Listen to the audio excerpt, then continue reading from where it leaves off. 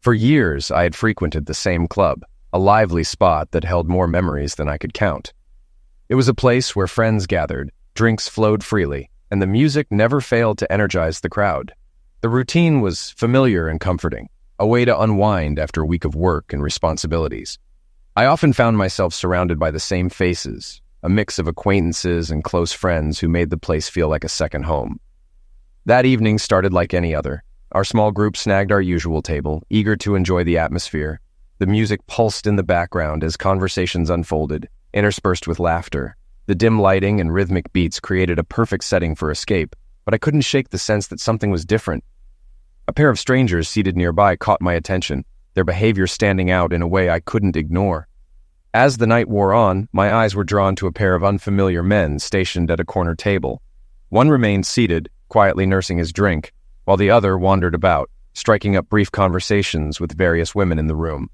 His interactions ranged from hesitant to awkward, and occasionally he reached into an envelope to reveal its contents, documents or photographs, though their purpose eluded me. Initially mistaking them for persistent marketers, I was puzzled that the staff hadn't intervened. Later, I mentioned it to my group, my wife Christy, married for 2 years, our friends Chris and Liz, and Heinz and Kim. We speculated about the men's activities, but didn't dwell on it. About 30 minutes later, the more active man approached our table, likely out of options with the other groups. He greeted us warmly and explained that his friend, in town for the weekend, was looking for female company. The boldness of his approach shocked me, especially since all the women at the table were clearly with partners. Before I could respond, Liz asked for clarification. The man confidently stated that his friend was well endowed and skilled, suggesting one of the women should give it a try. This prompted laughter from the women, but he remained unfazed. Kim, escalating the situation, asked for proof. He then pulled out the envelope, revealing photos supporting his claim. Amused, the women exaggerated their reactions, while we men silently observed, entertained, but eager for him to leave. The man, undeterred, made his pitch. "So, ladies, what do you think? Any takers? You'll regret it if you don't." Liz and Kim returned the photos, still laughing, but he turned his attention to Christy. Sensing something in her demeanor, he asked directly, "What about you, little lady? You didn't shake your head." Expecting Christy to shut him down, I was stunned when she stood and replied, "I'm going." Before I could react, she walked away with him. Shocked, I followed and grabbed her arm, but a massive bouncer intervened, forcing me to release her. I protested, explaining she was my wife, but the bouncer said Christy assured him she was leaving willingly, so he wouldn't interfere. As I struggled, Christy whispered to the bouncer, who asked if she was certain. She calmly confirmed and joined the men at the door. I begged her to stop, but she didn't look back. The bouncer held me for a few more minutes at her request to prevent me from following them. Defeated, I collapsed as the bouncer released me, offering a look of pity before walking away. My friend stood nearby, stunned and silent. The bar, silent during the incident, began buzzing again as conversations resumed. I remained on the floor, tears streaming down my face. How could she do this? Was I not enough for her? This devastating realization gave me something tangible to reflect on. Chris and Heinz helped me to my feet and guided me back to the table, where Kim and Liz tried to comfort me. Yet, as I stared at Christy's empty seat, the humiliation of her abandonment stirred something in me. Determined, I left $40 on the table and walked toward the door. "Are you leaving?" Kim asked. "I don't have a reason to stay," I replied. "I have other things to do." Liz pressed further. "What about waiting for Christy to come back?" I dismissed the idea, suggesting one of them could offer her a place to stay for the night. I felt compelled to leave. As I walked away, I overheard the women asking the guys to intervene, but they refused. "No way, not after what she did," they said. I focused on the door, determined to avoid the pitying stares from everyone in the bar. By the time I got to my car, a wave of emotion hit me again. Dizzy and close to passing out, I sat in the driver's seat for a few minutes until I felt steady enough to drive home. On the way, I reflected on the bitter irony that Christy's impulsive nature was what had drawn me to her in the first place. Halfway back to the apartment, her number appeared on my caller ID. Hope flickered. Maybe she had changed her mind and needed help. I answered without any greeting, getting straight to the point. "Where are you? I'll come get you," I said. I was wrong. She wasn't asking for a ride. "This isn't about you or how I feel about us," she said. "It's something I needed to do." I pleaded with her to reconsider, but she insisted. "It's just this once. It won't hurt us," she promised. Numbness overtook me. Not only had she walked out on me in front of our friends in a crowded bar, but now she had the audacity to call and ask for my understanding. I couldn't believe how she was treating me. Realizing there was nothing left to fight for, I said, "I understand," though my tone carried a different meaning than she thought.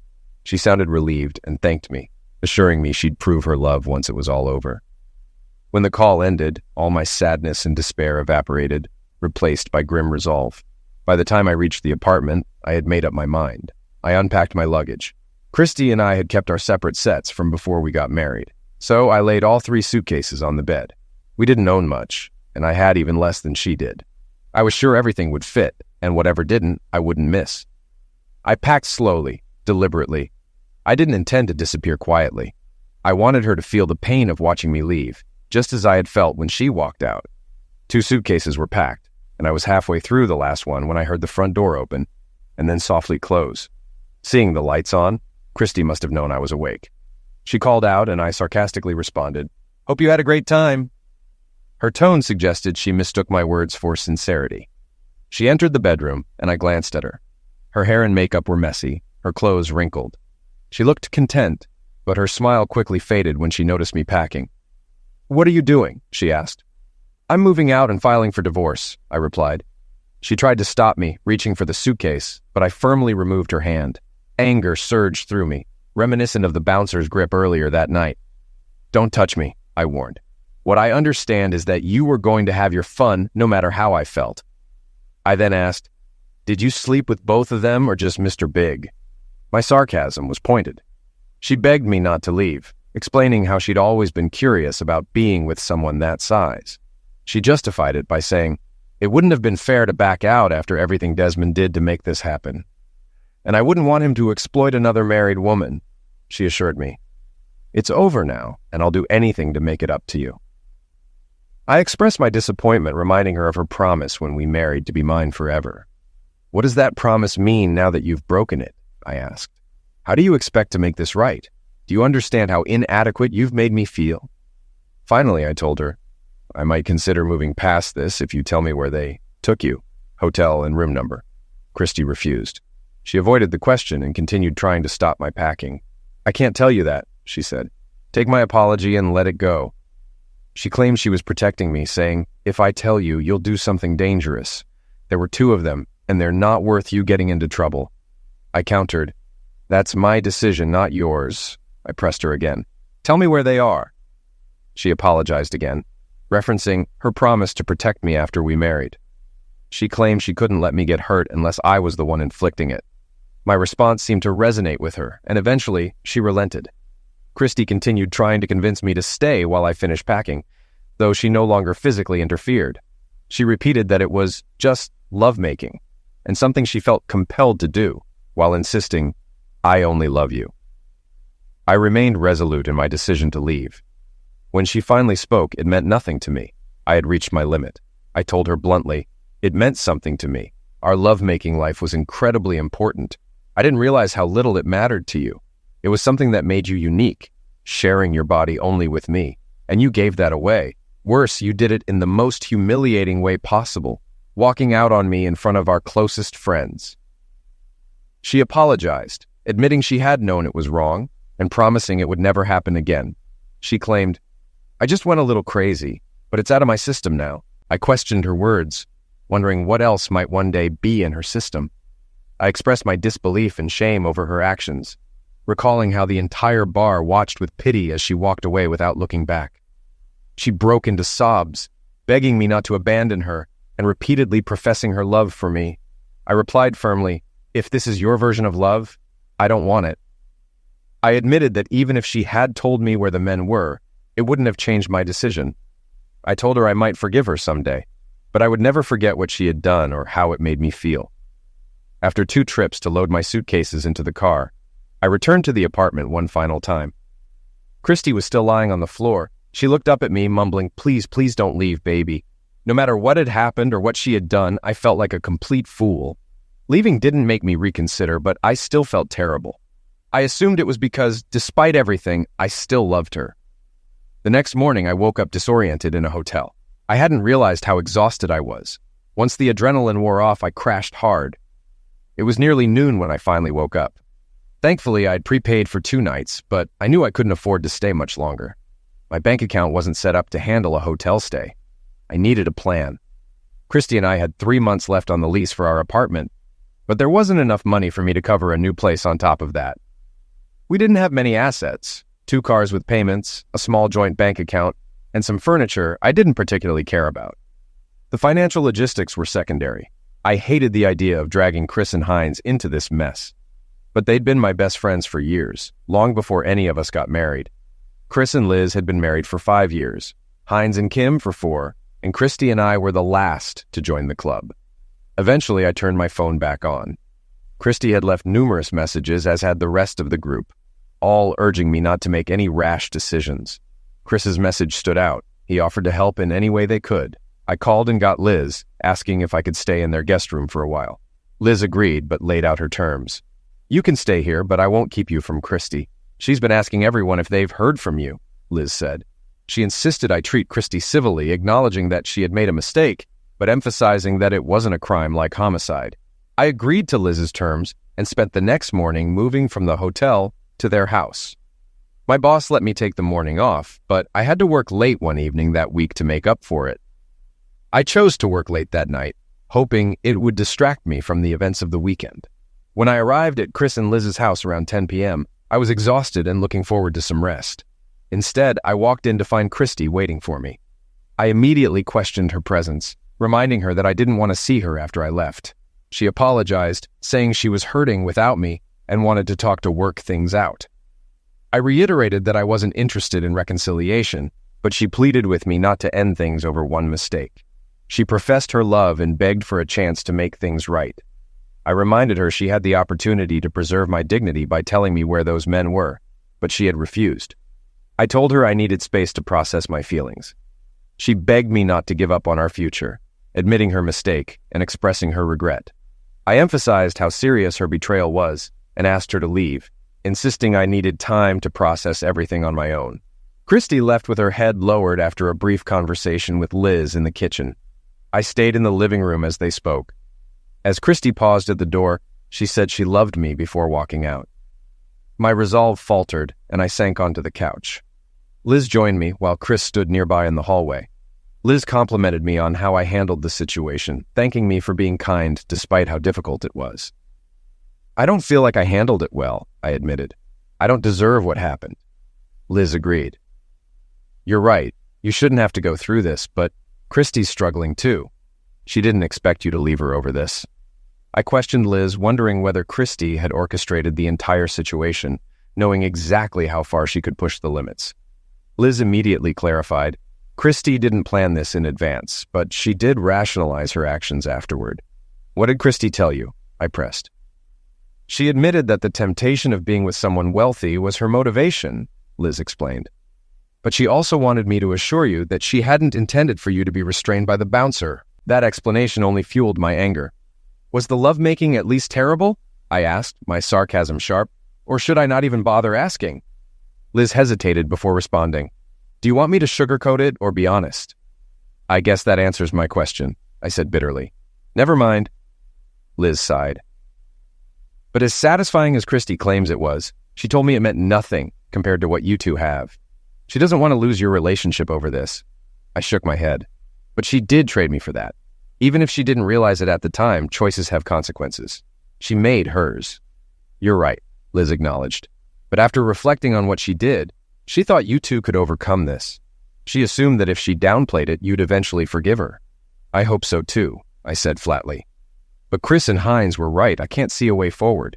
Christy made deliberate choices, leaving with him in front of me, having me restrained, and then calling to ask for my approval afterward.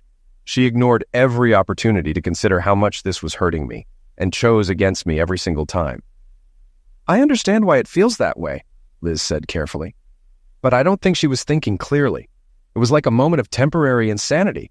Haven't you ever made a reckless decision and ignored the consequences?" "Liz," I said, my tone softening, "I appreciate you standing up for her. I know you two are close, and I wouldn't expect anything less." "You're my friend too, Henry," Liz replied. I know you care about her, but this isn't the same as me staying up all night playing video games instead of writing a history essay. We're adults. She had to know her actions would lead to this. You're right, Liz admitted, but my heart tells me you two are good together, and if you forgave her, you'd be happy. Maybe, I said, but I'd always be worried about what might happen next. I'd be scared to step into a club again, wondering if it would happen again. If she can't control her impulses, do I have to accept that? Or is it time to prioritize my own well-being? I stood up. Excuse me, I'm tired. I need some rest. Christy's story unfolded predictably after that.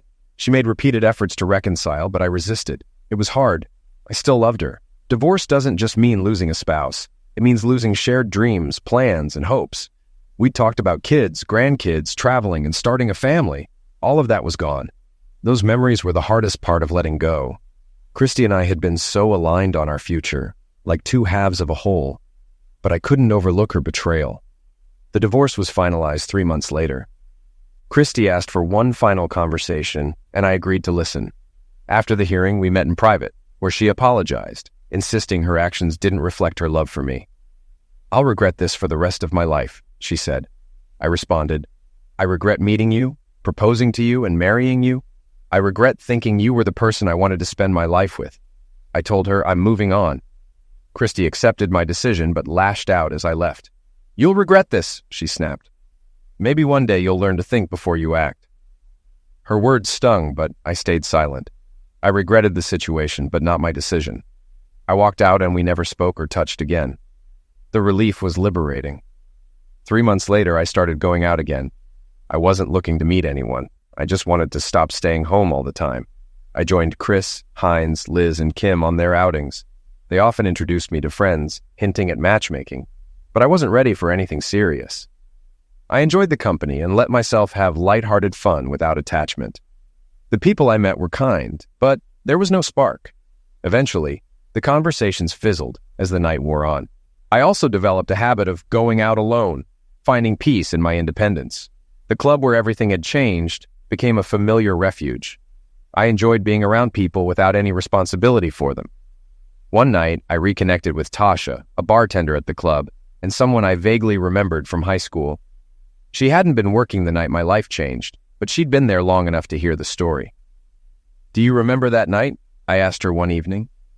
We'd barely known each other before, but as I started coming in alone, we formed an unexpected friendship. Over time, she began dropping hints that she wanted something more. About 10 months after Christy left the bar with those men, I encountered them again. They were back at the club, sitting and drinking, scanning the room, likely looking for new targets. I must have been staring in their direction because Tasha noticed and asked, "Why are you staring at Desmond and Richard?" I was surprised she knew their names. I turned to her. You know them? I asked. She nodded. They're regulars here. Not personally, but I know who they are. I mentioned, I thought they were from out of town and only came here occasionally for business. She corrected me. They work at a supply warehouse downtown, near the freeway.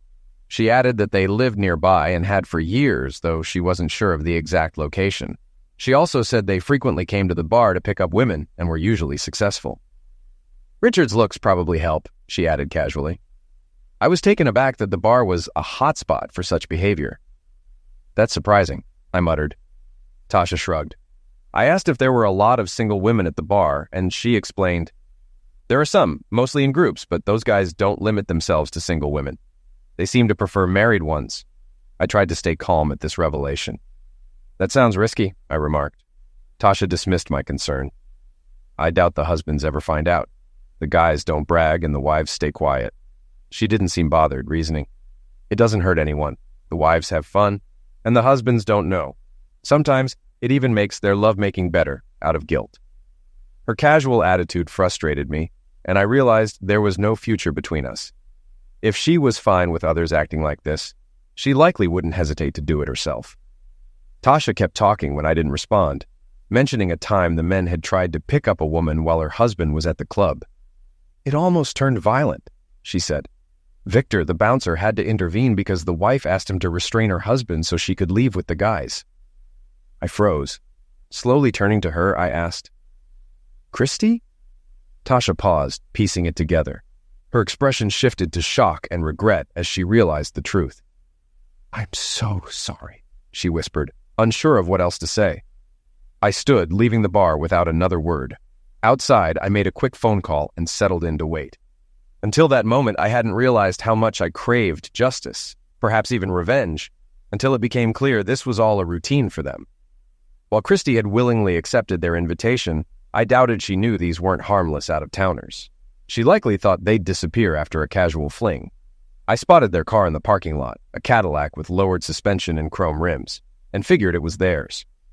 As they hadn't left the club yet, I had time to act. Nearly an hour later, Desmond and Richard emerged with a woman they'd charmed inside. I was right about the car. Leaning against the driver's door, I waited as they approached. Desmond, the more outspoken of the two, looked annoyed. "Get your hands off my car," he said sharply. Ignoring him, I addressed the woman. "I don't know you, but I don't want to see you hurt, especially if your husband doesn't deserve this." I pointed at her hand. "You're married. I can see the ring." Turning to her, I said firmly, "You should leave. Go home to your husband, the one you vowed to be faithful to." She hesitated, but ultimately stepped back, heading toward the club despite Desmond and Richard's protests. Once she was gone, their irritation turned to me. "Why are you interfering?" Richard demanded. I replied, "Because she belongs to her husband." Desmond stared at me for a moment before recognition dawned. "Wait a second, you're the guy whose wife had the bouncer hold him back while she left with us," he exclaimed. "That's right," I said coldly. Richard smirked. "So, are you here for revenge?" I didn't respond. Their focus on me blinded them to my friends quietly closing in. In a flash, Hines, Chris, and Jed grabbed them. Despite their struggles, my friends restrained them, forcing them to their knees with their arms bound behind their backs. Their bravado evaporated. One of them tried to justify their actions. "We didn't force anyone. The women come willingly." I shot back. "I've dealt with my wife. Now it's your turn. You're a menace, and I'll make sure you never do this again." I gestured to my friends. "Load them into Jed's truck." They were securely tied in the back, ensuring they couldn't escape. Their faces betrayed their fear as they realized their fun was over. About an hour later, we arrived at a remote area in the county, accompanied by Jed, whose family owned a nearby farm. We stopped at a dense grove of trees, far from civilization and completely out of sight. The guys dragged Desmond and Richard out of the truck without much care, and I couldn't help but enjoy the fear in their eyes. They probably never imagined that their casual hookups would lead them to this moment. Like Christy, they were now facing unexpected consequences. In a casual tone that masked my seriousness, I began discussing the best ways to rid society of this carnivory behavior. I suggested options, including castration followed by release, which visibly horrified them. Jed added matter-of-factly, "That could get complicated if they seek medical attention afterward." Desmond and Richard stayed silent, their terror palpable. I then mentioned the alternative, eliminating them to ensure there were no witnesses. While Desmond looked terrified, Richard's expression suggested he'd prefer end of life over living without his manhood. "It's ridiculous to tie your self-worth to your private parts," I remarked. Desmond tried to defend their actions again. "We were just hooking up. It's not our fault she wanted to cheat." I cut him off. "I'm not concerned with her choices anymore. My issue is with you. I hate men like you, men who think they can seduce married women without consequences. Tonight, you'll learn that's not true." I motioned for my friends to join me in a private huddle. The plan was simple: intimidate them as much as possible. Deep down, I'm not a violent person, and while I wanted them to suffer, my intention wasn't to cause permanent damage. For about an hour, we left them in suspense, convincing them we were seriously debating whether to maim or eliminate them. When we returned, their defiance was gone. They looked utterly defeated. I informed them, "My friends convinced me not to eliminate you or castrate you. Instead, you'll get a severe striking." I added firmly, "We'll provide alibis for each other, but if the police get involved, you'll face the other options. We'll also be keeping tabs on you. We have your addresses and workplaces from your licenses. If you go after married women again, there will be serious consequences." Desmond hesitated before asking, "Is there any way to avoid the striking?" I offered a proposition, which Desmond eagerly accepted in hopes of escaping punishment. Unfortunately for them, the deal didn't save them. With 10 of us, we unleashed our frustration on them. We avoided causing fatal injuries, but a few broken bones were unavoidable. We steered clear of breaking ribs, knowing they could puncture lungs. At the very least, they would carry the memory of this night for a long time. Afterward, we drove them back to town and left them on a curb near the hospital, steering clear of security cameras. The next morning, news outlets reported 2 men attacked in what was believed to be a failed robbery. The case went cold after the sufferers claimed they didn't recognize their attackers and suggested it was random. Now, a year has passed since that terrible night. Somehow, I've managed to avoid becoming completely distrustful of women, though it hasn't been easy. I've heard that Christy recently started dating someone. It's still early, but from what I've gathered, things seem to be going well for her. As for Desmond and Richard, they've disappeared. They no longer work at the warehouse, and their apartments are empty. I suspect they've moved on to another city to continue their schemes. Sometimes I wonder if I should have dealt with them permanently. The thought crosses my mind often, and there are moments I regret letting them go. Eventually, I decided to find a new hangout spot. Tasha had become more assertive, and my polite refusals weren't enough to deter her. I finally had to be blunt with her. "Tasha, nothing will happen between us because you don't see anything wrong with a wife cheating on her husband," I said. She tried to argue. "I'd never do that myself," she claimed, but I didn't believe her. "I'm sorry," I replied, "but I'd rather get 2 dogs than date you. I haven't started dating again yet, but I know I'll get there eventually. For now, I'm focused on healing and moving." All right, that was a fun story. Now let's move on to another exciting one. Stay tuned and let's dive in. Story 2. Before that fateful evening, my life felt comfortably predictable, if not idyllic. My marriage to Linda had been the cornerstone of my existence for 10 years, and I took pride in the stability we had cultivated. Though not without its challenges, our partnership seemed steadfast, fortified by years of shared experiences, mutual sacrifices, and deep-seated affection. Yet, beneath the surface, faint echoes of discontent had begun to resonate. I recall sensing an intangible distance, a subtle shift in Linda's demeanor that I couldn't quite place.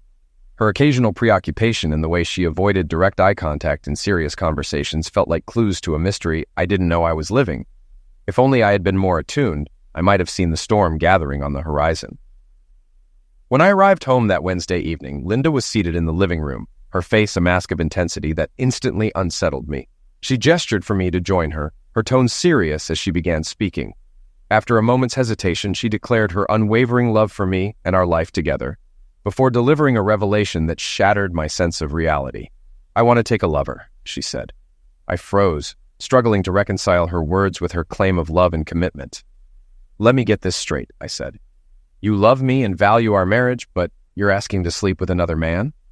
"That's a blunt way to put it," she replied. "I've met someone I want to be with physically, occasionally. I'll be honest about it, and it won't change how I feel about you. If you love me, you'll let me have this freedom."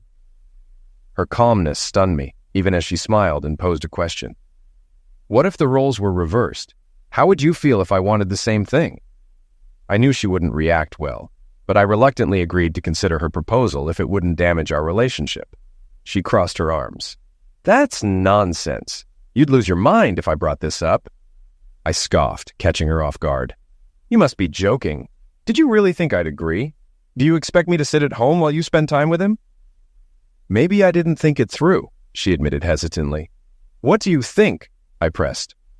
"Okay, maybe I didn't fully consider your feelings," she said. "But if you say no, would you stop me?" "I don't know," she added. "I didn't think you'd refuse." "Let's revisit this Sunday," she said.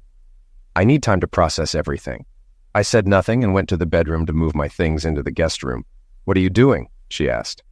"I'm not sharing a bed with someone fantasizing about another man," I replied, closing the door behind me. I didn't sleep, but began forming a plan. One thing was clear. If she went through with this, our marriage was over. The next morning, I left for work without speaking to Linda. Later, I took 2 personal days off and purchased 3 voice-activated recorders, placing them near the phone, in our bedroom, and in her car. I also installed a phone recording device on our landline. At the cell phone company, I accessed her phone records, since the account was in my name. While she was still at work, I discovered an email account I didn't know about. Its simple password revealed a wealth of information, though I saw she hadn't been intimate with the man yet. I set it to forward emails to me secretly. I also bought 2 GPS trackers, one hidden in her wallet and another in her car. By evening, I was ready to monitor her movements and activities. All that remained was accessing her phone. From her emails, I learned she was communicating with Frank Jones, a colleague. Their plans for the weekend were explicit, leaving little room for compromise. On Friday, I hired a divorce lawyer, instructing him to file for divorce and name Frank as a co-defendant for infidelity. Armed with emails, phone logs, and pending audio evidence, he began building the case. That night, Linda returned home and cooked dinner. I stayed silent, ate at a bar, and returned late. When she tried to talk, I brushed past her and locked myself in the guest room. Only canceling her plans with Frank could salvage our marriage, but I doubted she would. I ignored her all weekend until Sunday afternoon when I said it was time to talk.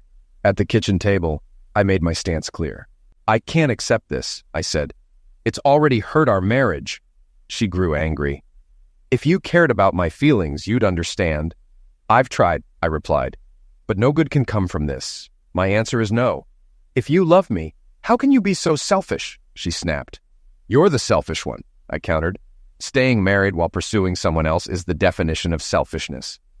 "What if I do it anyway?" she asked. "There will be consequences," I warned. "We vowed exclusivity 10 years ago." "I know," she said, "but I need to do this." "Then this conversation is over," I said, leaving. "You need to reconsider your actions." At a nearby Wi-Fi spot, I monitored her email. She was angry but determined to continue. Frank had booked room 125 at the Hilton in Kansas City for Friday and Saturday. I immediately reserved the same room for Thursday night. Their plans were predictable: a romantic dinner, dancing, and closeness. Linda even mentioned buying new lingerie. Frank planned to pick her up at our house at 1 p.m. for the 2-hour drive, checking in at 3 o'clock. Shocked he would come to our home, I planned my next steps.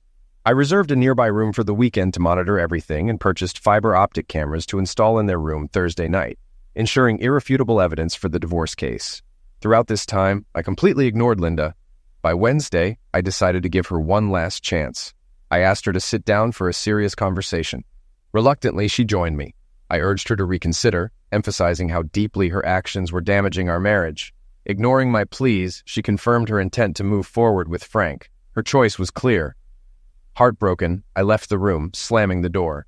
My marriage was over and someone was going to pay.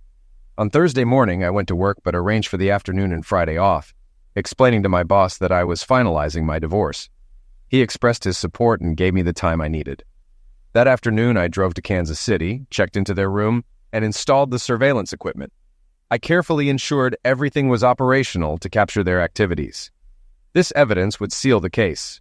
Returning home, I stopped at a store to buy pepper spray, intending to disrupt their weekend plans. When I arrived, Linda was in the kitchen, looking at me expectantly. Without a word, I walked past her and slammed the door to the guest room. Later, she entered, attempting a friendly conversation. I cut her off coldly, telling her to save her energy for Frank.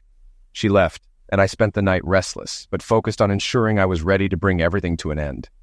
On Friday morning, I left the house without speaking to her. At the lawyer's office, I signed the necessary divorce papers, informing him I would deliver evidence by Monday. I also requested that Linda be served at work that afternoon, and that Frank receive his papers simultaneously, as I was suing him for alienation of affection. Checking her GPS, I saw she was at a hair salon. Returning home, I searched her suitcase and found the new lingerie she had mentioned in her emails. Wearing gloves, I sprayed the lingerie and bra cups with pepper spray before putting them back. Next, I went to the bank, closed our joint accounts, and transferred the funds to a new account. I canceled our shared credit cards, ensuring Linda couldn't access them. Feeling satisfied, I returned home to say goodbye to my wife. At 12:30 p.m., I entered the house, but Linda wasn't downstairs. Assuming she was getting ready, I went upstairs and found her in the bedroom wearing sexy lingerie I had once gifted her. She moved to cover herself, but I stopped her. "Don't bother, I've seen it before," I said. With her fresh hairstyle, flawless makeup, and revealing outfit, she looked stunning. I couldn't resist commenting, "You look incredible. Too bad you never put in this much effort for me." "It's not like that," she replied. "I just want to make a good impression." "You seem more concerned about impressing him than you've ever been about me," I remarked. "I just wanted to feel handsome," she said. "Well, you succeeded," I replied. "But I loved you with all my heart, and we made vows to forsake all others. That meant something to me, even if it didn't to you." Stepping closer, I gently removed the rings from her hand. I gave you this ring on our wedding day. The engagement ring belonged to my mother. I'm keeping them because they don't belong in this farce. She stood silently, shocked. I continued.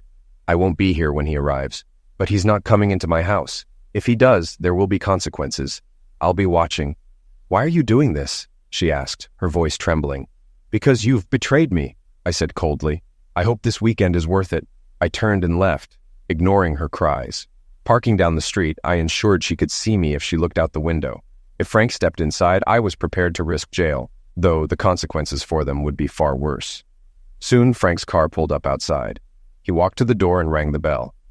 Linda emerged, suitcase in hand, and immediately wrapped her arms around his neck for a passionate kiss. After he picked up her suitcase, she glanced at me through the window with a smug grin before sliding into the car beside him. As they drove past, she flashed another smug look, but I responded by flipping her off, wiping the grin from her face. Back inside, I changed all the locks and garage door codes. Grabbing my pre-packed suitcase, I headed to Kansas City, checked into my room, and set up my laptop. From the camera feed, I saw Linda undressed in bed, confirming Frank had already had his way with her, and not for long. Moments later, he emerged from the bathroom, also unclothed, his unimpressive size on full display. I couldn't help but laugh as he approached the bed, ready for another attempt. Linda smiled and embraced him, though I chuckled again when she reached for his small member. It was clear she wasn't used to such mediocrity. Her frustration grew as he repeatedly failed to satisfy her. I suspected she'd return home dissatisfied, only to face the consequences of her betrayal. Despite his efforts, Linda remained unfulfilled, and I found the whole situation highly entertaining. Feeling vindicated, I left to grab dinner and some drinks, confident that the evidence I was gathering would solidify my case.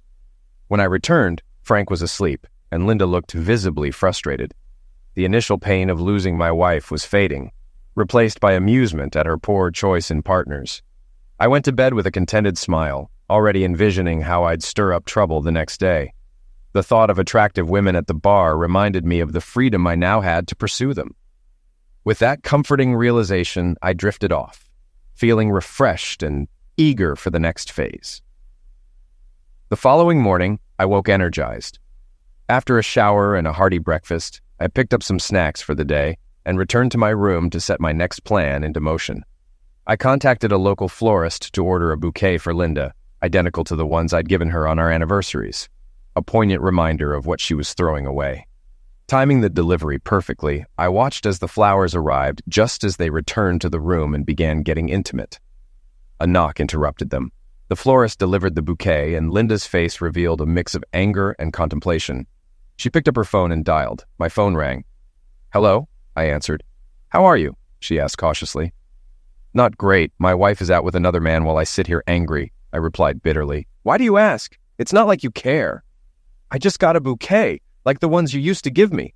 Are you trying to send a message?" she inquired. "I wouldn't waste flowers on you now," I snapped. "If I did send anything, it'd come with a scathing card. Maybe this will remind you of what you're sacrificing." Her stunned silence prompted me to hang up.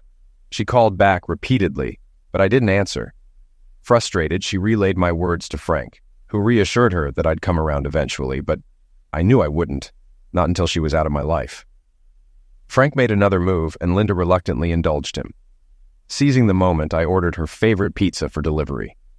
It arrived just as he was getting started again. He refused to pay, but the delivery person confirmed the room number and Frank's cell phone number, threatening to involve the police.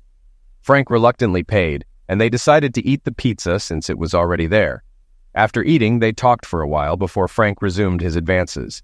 As things heated up, I ordered her favorite sandwich for delivery. He had barely begun another attempt when the sandwich arrived. Seeing it, Linda speculated that I'd discovered their location. She recounted her suspicions about my hacking into her email, praising my intelligence, though Frank seemed skeptical. Annoyed, but undeterred, they decided to leave for a romantic evening. Linda promised to make it up to him later. I couldn't stop laughing as I imagined how the rest of their day would unravel. When they returned, Linda hurried into the shower, emerging with red, irritated skin on her chest and groin, clear signs of the pepper spray. Frank's hopes for the evening were dashed. When he tried to touch her, she snapped, "Don't touch me!" Confused, he asked, "What's wrong?" "It's this stupid lingerie," she growled. "I think I'm allergic to it." Blaming her discomfort on the lingerie, she remained unaware of my involvement. Frustrated and in pain, she refused his advances. That evening, I organized the video footage and prepared DVDs for my lawyer and Frank's wife. Feeling accomplished, I went to bed with a satisfied smile, knowing paradise was quickly unraveling, and I was the one orchestrating it. Sunday morning, I headed home, knowing Linda would face even more chaos when she returned. Tomorrow, it would all end. Later that day, Frankie dropped her off without even escorting her to the door. He simply let her out. I sat on the couch engrossed in a football game, ignoring her arrival. She announced she was home, but I didn't respond. She walked between me and the TV, flashing a seductive smile. "I thought you'd be happy to see me," she said. "You're not dead," I replied coldly. "What made you think I'd be happy? Do I look like I've lost my mind in the past few days?" "What's that supposed to mean?" she asked sharply. "I know what you did," I said bluntly. "But I didn't," she started defensively. "Don't. I never thought you were stupid. But now I see you didn't love me enough to stop this. I loved you with all my heart, but that's past tense now," I said, meeting her eyes. "You don't mean that," she protested. "Oh, I do," I replied sharply. "You broke my heart when you chose him after everything I said. From the moment you left with him, I stopped caring whether you came back."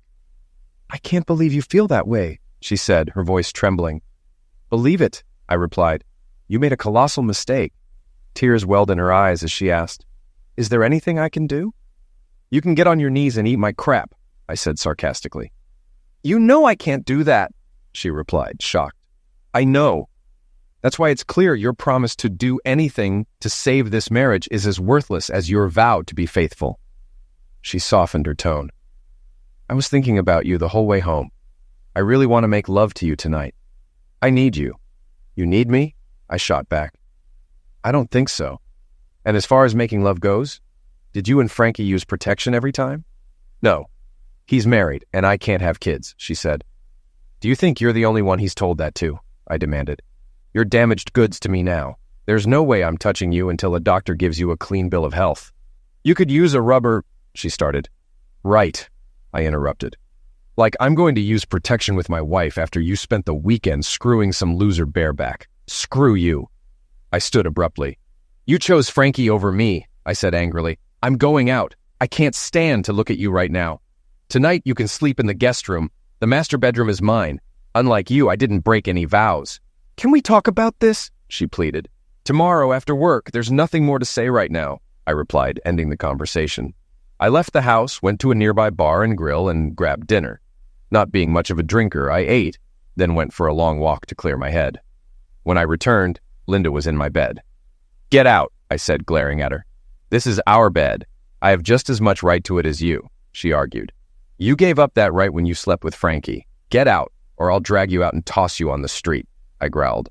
She started crying and left the room slowly. I locked the door behind her, listening to her sobs as she walked down the hall. The next morning, I ignored her completely. We ate breakfast separately, and she left for work at her usual time. Before leaving, she turned and said she loved me. I met her gaze coldly. "I loved you too," I replied, emphasizing the past tense. Tears filled her eyes as she turned and walked out.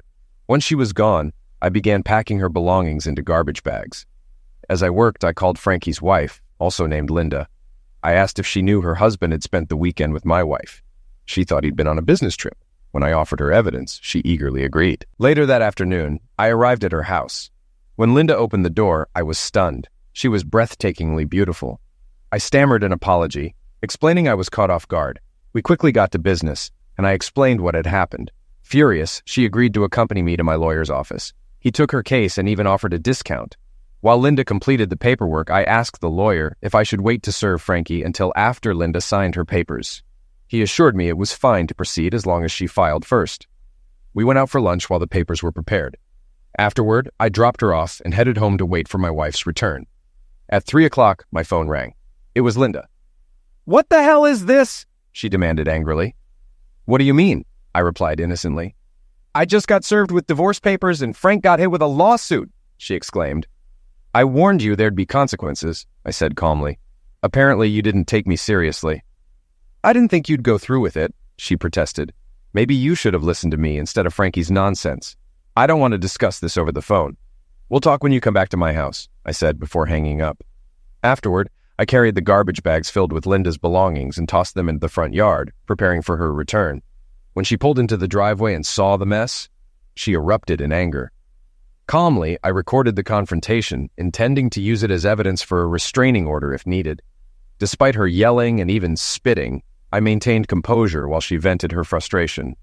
Eventually, I broke the silence. If you want to talk, calm down so we can have a conversation. Otherwise, I'll pack the rest of your things into your car and you can leave. Tears streamed down her face as she cried, "I never thought you'd do this to me." "Do this to you?" I snapped. "You foolish woman, you did this to me and to our marriage. I begged you not to destroy us, and you chose to do it anyway. Why wouldn't I file for divorce?" "You said you loved me," she replied softly. "I did. I loved you more than anything, but you destroyed my heart. The real problem is that you didn't love or respect me enough to stop. I can't stay with someone who thinks so little of me." "But I still care about you," she said, reaching out.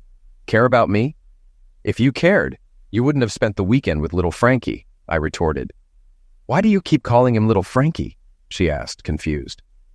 "Because I put cameras in your room and recorded everything," I said with a cold laugh. "It's clear why I call him little. I laughed so hard I cried when I saw his size. I even wondered if you could feel him. You weren't climaxing like you do with me. What we had wasn't just sex. It was making love. That's the difference." She nodded reluctantly. "I agree. What we had was real love." "Well, now you're free to be with whoever you want. Maybe a different man every night," I said sarcastically.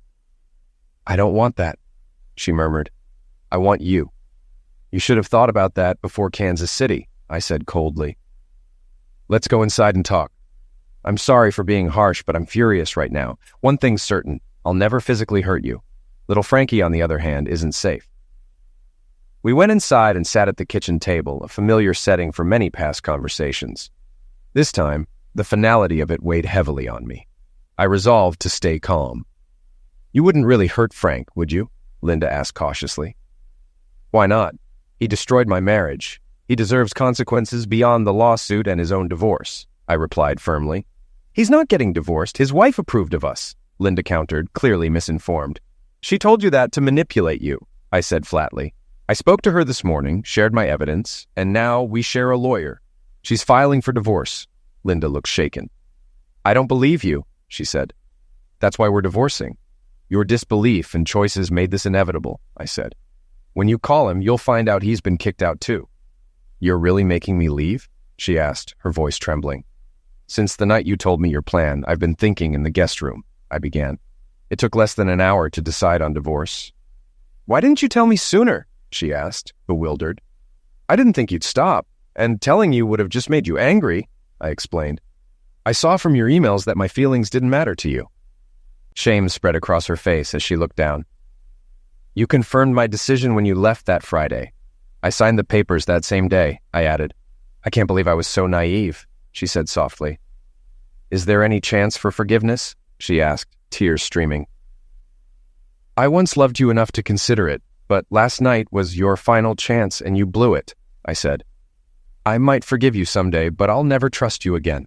Without trust, there's no future for us. It's over." Linda broke into uncontrollable sobs, but my resolve was unshaken. I'd spent days contemplating this moment, and my decision was final. "I'm divorcing you, and I'll make sure little Frankie pays for what he's done to my marriage," I declared. Before she could respond, I added, "You can call him and figure out where to stay, but don't bother with credit cards. They're canceled. Half the money in our checking account is yours, and I've removed my name from it. You can keep your car, but the payments are your responsibility. Take any furniture you need once you have a place. The house stays with me. If I sell it, I'll share the proceeds. Everything is outlined in the divorce papers. Contest it, and I'll use all the evidence I have, no matter the damage." "I won't fight it," she said quietly, defeated. "This is all my fault. I just wish I could undo it." "You know the difference between a cheating wife and a light bulb?" I asked dryly. She hesitated. "No, what?" "You can unscrew a light bulb," I said with a smirk. She didn't laugh, but I didn't expect her to. I packed her belongings into her car as she cried. Before closing the door, I handed her one last item, her wedding ring, flattened with a hammer. "It's just scrap gold now," I said. I kissed her forehead and whispered, "Goodbye, my love." Walking back into my house, I didn't watch her drive away. Tears came once I was inside, and I cried for an hour until I was emotionally drained. Then I focused on my future. Option 1, drown in booze, not appealing. Option 2, end my life, not worth giving her that satisfaction. Option 3, move forward knowing I was blameless. The thought of being free from Linda made me smile. Feeling lighter, I called Linda, the other Linda. We made plans for dinner. Whether it led to friendship or something more, it felt like the first step toward healing.